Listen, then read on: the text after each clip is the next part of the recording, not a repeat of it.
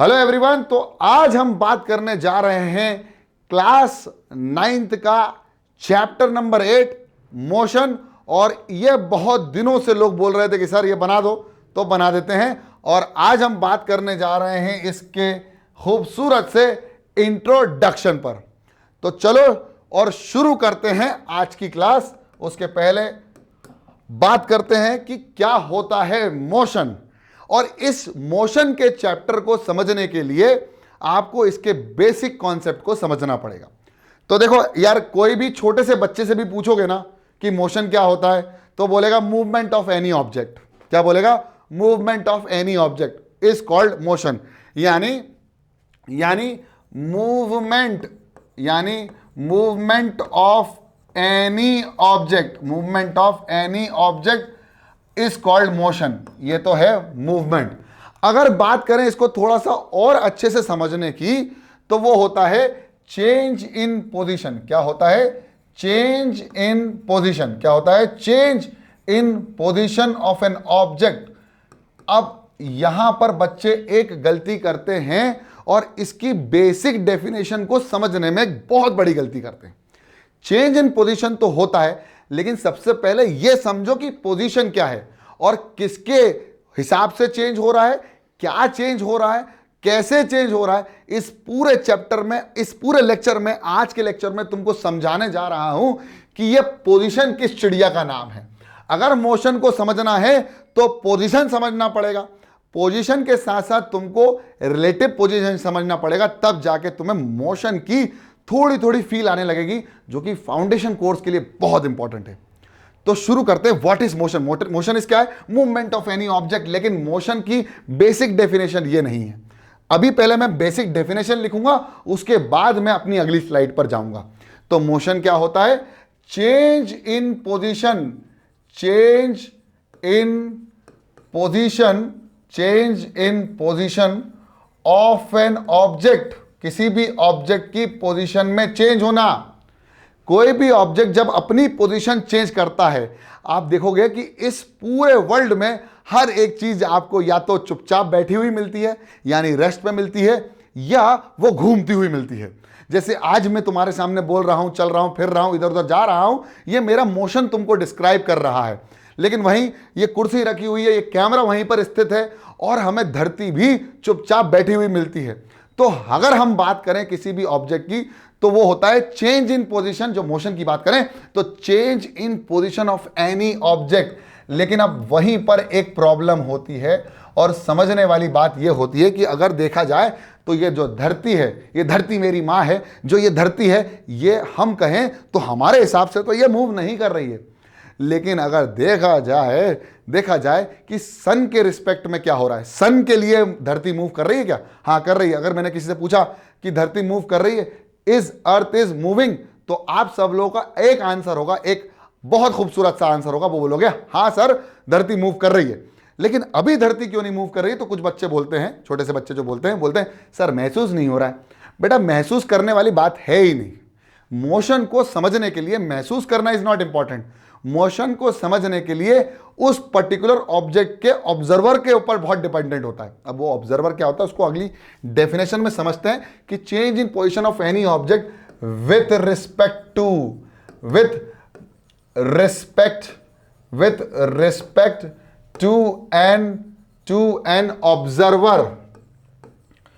N observer. अब यहां पर एक और नई डेफिनेशन आती है, जिसमें हम बोलते हैं विद रिस्पेक्ट टू टाइम, या मैं कहूं जैसे जैसे टाइम चलता है वैसे वैसे ऑब्जेक्ट की पोजीशन चेंज होती है। लेकिन यहां पर एक लोचा यह है कि टाइम अपनी गति से चलता रहता है, टाइम किसी के लिए रुकता नहीं है।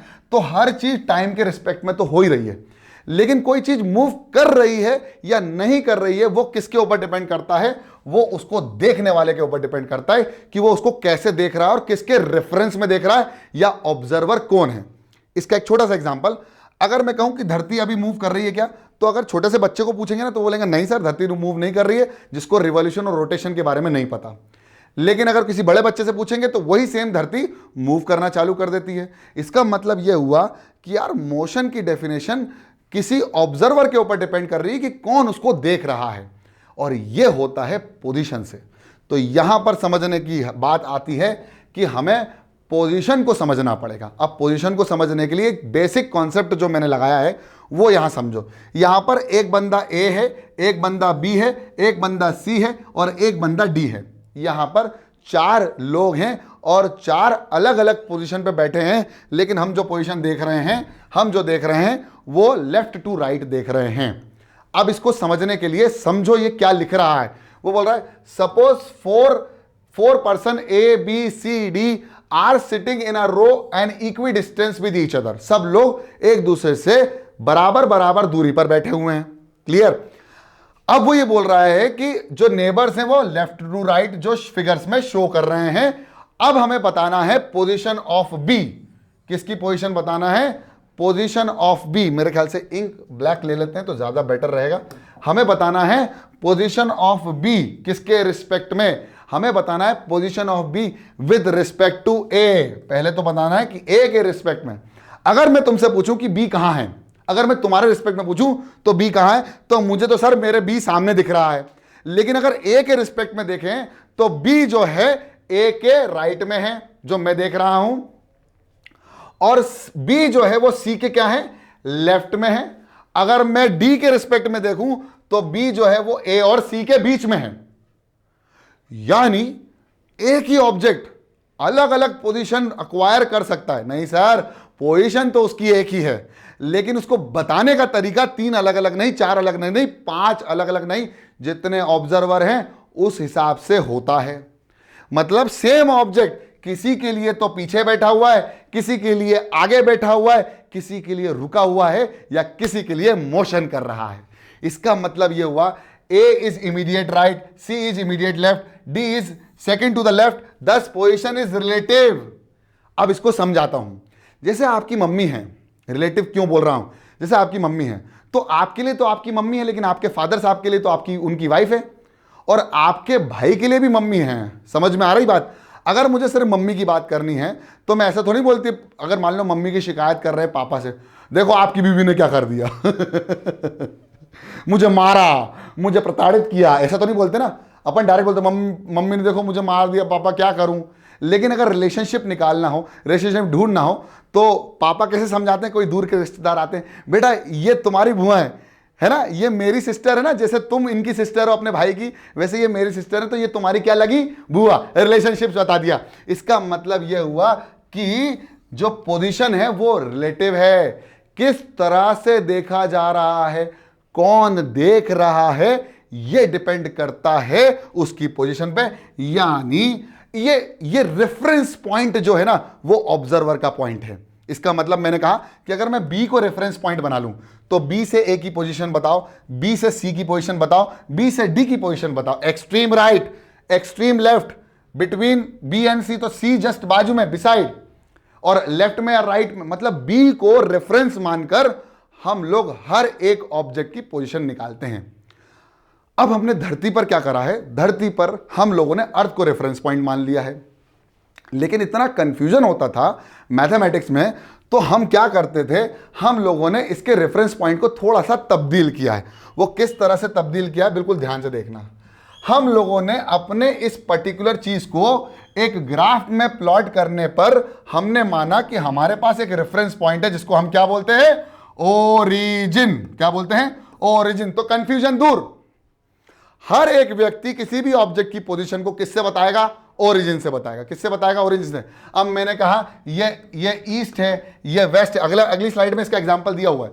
ये ईस्ट है, ये वेस्ट है, ये नॉर्थ है और ये साउथ है। बताओ इसकी पोजीशन क्या है?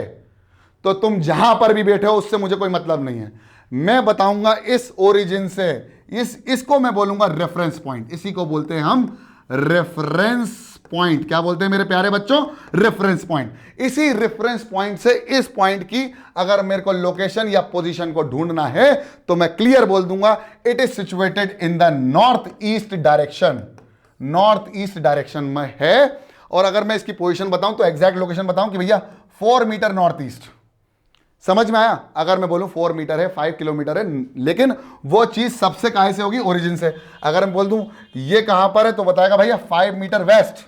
कहां से बता रहा है? ओरिजिन से। तो कंफ्यूजन दूर हो गया कि एक ही ऑब्जेक्ट के लिए 4 अलग अलग पोजीशन बताना पड़ती थी, लेकिन ये ग्राफ आने से, ये पोजीशन ग्राफ आने से, लोकेशन आने से हमें केवल ओरिजिन को रेफरेंस मानकर काम करना है। अगली स्लाइड में देखोगे तो यही चीज है जो मैंने तुमको पहले एक्सप्लेन कर दी। यहां पर आप देखोगे कि रिलेटिव पोजीशन और एब्सोल्यूट पोजीशन किस तरह से डिफाइंड है। एब्सोल्यूट पोजीशन जो रेफरेंस पॉइंट है ना हमारा, उसको हमने बोल दिया ओरिजिन, वो एब्सोल्यूट पोजीशन बताता है। अब यहां पर क्या है कि हमारे पास रिलेटिव पोजीशन है कि बी के रिस्पेक्ट में ए की पोजीशन क्या है, ए के रिस्पेक्ट में बी की पोजीशन क्या है। जैसे आप ट्रेन से जा रहे हैं और आप देख रहे हैं खिड़की में कोई दूसरी ट्रेन निकल के जा रही है, तो आपको ऐसा लगता है कि हमारी ट्रेन चल दी, लेकिन जैसे ही हम प्लेटफॉर्म पे देखते हैं तो यार प्लेटफॉर्म पे रुका हुआ है, इसका मतलब हमारी नहीं, वो वाली ट्रेन जा रही थी। लेकिन फील क्या होता है? फील ये होता है कि दूसरी ट्रेन जा रही है। तो यहां पर रेफरेंस यानी रिलेटिव पोजीशन की बात करते हैं, यानी रिलेटिव मोशन की बात करेंगे। अगर रिलेटिव पोजीशन चेंज होगी तो रिलेटिव मोशन होगा, और अगर रिलेटिव पोजीशन चेंज नहीं होगी तो रिलेटिव मोशन नहीं होगा। इसका मतलब यह है, रिलेटिव मोशन को समझने के लिए रिलेटिव पोजीशन समझना पड़ेगा। क्या रिलेटिव पोजीशन समझ में आई? मैं बताता हूं। इसका एक और एग्जांपल है, जब हम बस से सफर करते हैं तो आसपास के खेतों में जो पेड़ होते हैं वो भी मूव करते हुए दिखते हैं। एक्चुअली में वो मूव नहीं करते हैं, लेकिन ऐसा प्रतीत होता है कि वो मूव करते हैं, क्योंकि there is a relative motion between the observer, जो तुम हो, गाड़ी से जा रहे हो, तुम मूव कर रहे हो, वो रेस्ट पर है, तो तुम्हें ऐसा लगेगा कि वो मूव कर रहा है, क्योंकि तुम अपने आप को रेस्ट पे मान लेते हो। इसका मतलब यह है कि there is a relative motion तब जब रिलेटिव पोजीशन में चेंज आएगा। रिलेटिव पोजीशन में चेंज आएगा तो रिलेटिव मोशन हो जाएगा। फिर मोशन को डिस्क्राइब करेंगे बहुत खूबसूरती से। अब यहां पर देखा है in this figure, B with respect to A B in east and respect to C B north, this position of a particular particle can vary with different points. मतलब एक पर्टिकुलर ऑब्जेक्ट की डिफरेंट ऑब्जेक्ट के लिए अलग अलग position हो सकती है। लेकिन अगर मैं क्या कहूं कि ये जो मेरे पास ये जो ओरिजिन है, इसको मैं रेफरेंस पॉइंट ना मान, इसको मेन रेफरेंस पॉइंट मान लूं ओरिजिन को, तो क्या मेरी हर एक ऑब्जेक्ट की वैल्यू फिक्स हो जाएगी या पोजीशन फिक्स हो जाएगी? यस, वो पोजीशन फिक्स हो जाएगी।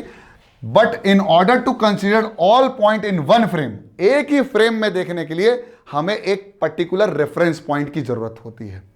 जैसे तुम मेरे सामने बैठे हो, लेकिन तुम्हारी पोजीशन तुम्हारी मम्मी के लिए अलग हो जाएगी।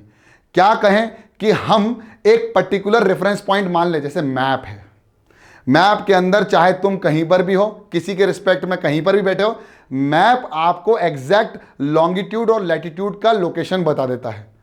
तो वो एक्चुअली में रेफरेंस पॉइंट है। ओरिजिन जो बनाया हुआ है ना मैप ने, वो रेफरेंस पॉइंट है। यहां पर क्या है, but in order to consider all the points in one frame we need to consider one point, और इसी को बोलते हैं एब्सोल्यूट रेफरेंस पॉइंट। और एब्सोल्यूट रेफरेंस पॉइंट को उस ग्राफ पे क्या बोला है?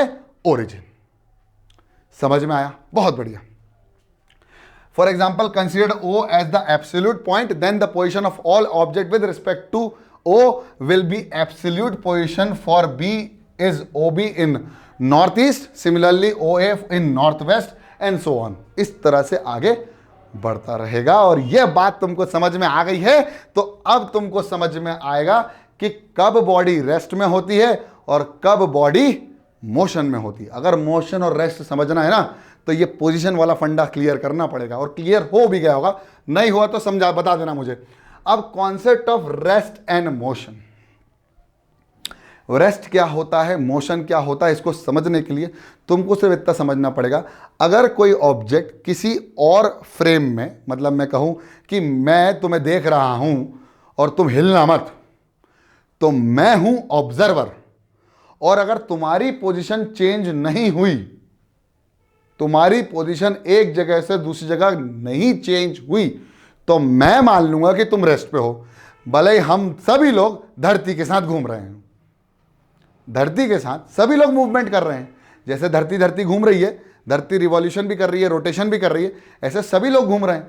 लेकिन मैं तुमको एज एन ऑब्जर्वर बोल रहा हूं कि तुम्हें चेंज नहीं होना। अगर तुम इधर से उधर गए, इसका मतलब तुम्हारे रिस्पेक्ट, मेरे रिस्पेक्ट में तुम्हारी पोजीशन में क्या हुआ? चेंज आया। अर्थ के रिस्पेक्ट में तुम्हारी पोजीशन में चेंज आया, मून के रिस्पेक्ट में तुम्हारी पोजीशन में चेंज आया। समझ में आ रही है मेरी बात? तो यहां पर ऑब्जर्वर का बहुत बड़ा रोल है। तो क्या बोल रहा है? A body is said to be in rest if its position does not vary with respect to a given reference point. अब वो रेफरेंस पॉइंट कौन है? मैं हूं, मैं यहां देख रहा हूं, मैं यहां खड़ा हूं, ये मेरा रेफरेंस पॉइंट है, मैं तुम्हें देख रहा हूं, ऑब्जर्वर हूं। और अगर तुम्हारी इस जगह से इधर हुई तो मैं समझ जाऊंगा कि तुम्हारा क्या है भैया, लोचा है। जैसे फॉर एग्जाम्पल तुम जहां खड़े हो वो भी रेफरेंस पॉइंट हो सकता है। अब मैं यहां खड़ा था, मैं इधर से इधर आ गया, तो ये रेफरेंस पॉइंट से मेरी पोजीशन चेंज हो गई ना, और वो चीज ऑब्जर्वर ने नोटिस कर ली कि पहले तुम यहां थे अब यहां आ गए, भैया तुम्हारी पोजीशन में चेंज आया, इसका मतलब तुम्हारा क्या हुआ? मोशन। और अगर उस पॉइंट से तुम इधर से उधर बिल्कुल नहीं हुए, इसका मतलब क्या हुआ कि तुम काय पे थे? रेस्ट पे थे। तो रेस्ट क्या है? जब पोजीशन में चेंज ना हो, चुपचाप बैठे हो। और यही बात करें मोशन की, तो a body is said to be in motion if there is a continuous change in its position with respect to a given reference as the time passes. मैंने कहा था ना, समय गति से चलता रहता है, समय अपना कभी भी रुकता नहीं है, किसी के लिए भी नहीं, है ना। वो बोलते हैं ना, अब पछताए क्या होते जब चिड़िया चुग गई खेत। तो समय किसी के लिए नहीं, समय बलवान है, समय चलता रहेगा विद रिस्पेक्ट टू टाइम। हर चीज चल रही है, लेकिन अगर कोई ऑब्जेक्ट मूव कर रहा है तो उसका एक रेफरेंस या रेफरल पॉइंट होना चाहिए। उस रेफरल पॉइंट को अगर तुमने बना दिया, उस पोजीशन से कहीं और चले गया, इसका मतलब उसने मूवमेंट किया, यानी मोशन हुआ। इसलिए मोशन क्या है? अगर वो अपनी बॉडी को चेंज करता है, अपनी पोजीशन को चेंज करता है, तो there will be a motion. So what is motion according to this? Motion is nothing but the change in position of an object with respect to the reference point and with respect to the observer। कभी कभी reference point नहीं बनाया तो observer के through भी हम देख सकते हैं मोशन कैसे हो रहा है। समझ में आ गया होगा। इसके बाद कुछ इंपॉर्टेंट पॉइंट्स हैं जो आपको रिमेंबर करने हैं। वो इंपॉर्टेंट पॉइंट्स क्या है? The concept of rest and motion is related to referral change in position, जो मैंने अभी आपको बताया। कैन बी एट रेस्ट और motion at the same time with different reference point. मतलब अगर हम देखें तो मैं चुपचाप बैठा हुआ हूं, दिस इज अ फ्रेम जिसमें मैं बैठा हूं। अगर मुझे देखा कोई किसी ने अर्थ के अंदर ही, तो मैं उसको चुपचाप बैठा हुआ मिलूंगा। लेकिन अगर मुझे कोई और ऑब्जर्वर किसी और रेफरेंस पॉइंट से मुझे देख रहा है, मून से, तो मेरी पोजीशन लगातार चेंज हो रही है, उसके लिए मैं मोशन में हूं। लेकिन यहां जो लोग बैठे जिसने मेरा रेफरेंस पॉइंट यही पॉइंट बनाया है, उसके लिए मैं मूव नहीं कर रहा हूं। मतलब ऑब्जर्वर चेंज तो reference point change, reference point change तो वो ऑब्जेक्ट, सेम ऑब्जेक्ट किसी के लिए तो मूव कर सकता है, लेकिन मे बी पॉसिबल किसी और के लिए वो मूव नहीं कर रहा है। तो इसी तरह से इसको एक्सप्लेन किया गया है।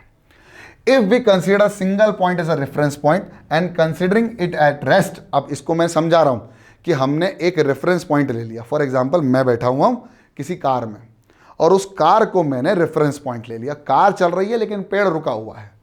अपने आप को कंसीडर करना रेस्ट पर, और दूसरे को समझना कि क्या इसने पोजीशन चेंज करी। इसका मतलब यह हुआ कि रेफरेंस पॉइंट को हम रेस्ट पे मानेंगे, बाकी चीजों को हम देखेंगे कि क्या उसकी पोजीशन उस पॉइंट से चेंज हुई है या नहीं। इसीलिए आपको वो पेड़ हिलते हुए दिखते हैं जब आपकी कार मूव करती है, क्योंकि आप अपने आप को रेस्ट पे मानते हैं। इसको और अच्छे से बेहतर तरीके से समझने के लिए एक बहुत खूबसूरत सा एग्जाम्पल है। जब भी आप रेल यात्रा करते हैं, यानी ट्रेन में सफ़र करते हैं, तो जब ट्रेन आपकी जा रही होती है तो लगभग 80 किलोमीटर प्रति घंटे की रफ्तार से जाती है आपकी train, 80 kilometre 90 kilometre per hour.